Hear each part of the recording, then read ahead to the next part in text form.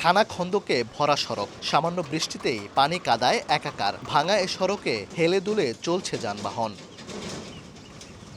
দীর্ঘদিন সংস্কার না করায় এমন বেহাল দশা ময়মনসিংহের ত্রিশাল থেকে সেনবাড়ি পর্যন্ত 10.5 কিলোমিটার সড়কের। সড়কটিতে দিন দিন খানাখন্দ বড় আকার ধারণ করছে। অল্প বৃষ্টিতে সড়কে জলাবদ্ধতা তৈরি হয়ে পরিণত হচ্ছে মরণ ফাঁদে। প্রায়ই ঘটছে দুর্ঘটনা, নষ্ট হচ্ছে যানবাহনের যন্ত্রাংশও।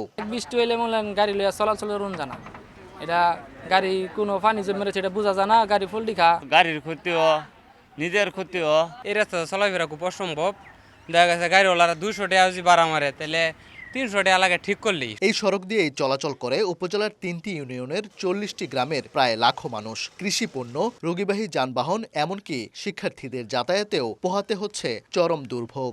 মানুষ যাতায়াত করতে না, একটা রুগী লিয়ে চলাফেরা করতে পারে না। যে কোনো যাবেন গাড়ি গাতা গাড়ি ঘুরিয়ে অ্যাক্সিডেন্ট করে খালি আয় মাফে জায়গা কোনো খবর নাই। ভারী বৃষ্টি হইলে আডু পানি জমে থাকে রাস্তা, এখন স্কুলের পোলাওয়ানো যাইতে পারতেছে না। সড়ক বিভাগ জানায়, সড়ক প্রশস্ত ও যথাযথ মানে উন্নীত করতে শিগগিরই উন্নয়ন প্রকল্প প্রস্তাবনা অনুমোদনের জন্য পাঠানো হবে। উন্নয়ন প্রকল্পের মাধ্যমে প্রশস্তকরণ এবং যথাযথ মানে উন্নীতকরণের লক্ষ্যে একটি ডিপিপি আমরা প্রস্তুত করার জন্য আমরা কাজ করে যাচ্ছি। ব্রহ্মপুত্র নদে সেতুসহ ত্রিশাল থেকে ঈশ্বরগঞ্জ পর্যন্ত 20.15 কিলোমিটার সংযোগ সড়ক নির্মাণের লক্ষ্যে সড়কটি 2019 সালে স্থানীয় সরকার প্রকৌশল অধিদপ্তর এলজিডি থেকে স্থানান্তর করা হয় সড়ক ও জনপথ বিভাগে।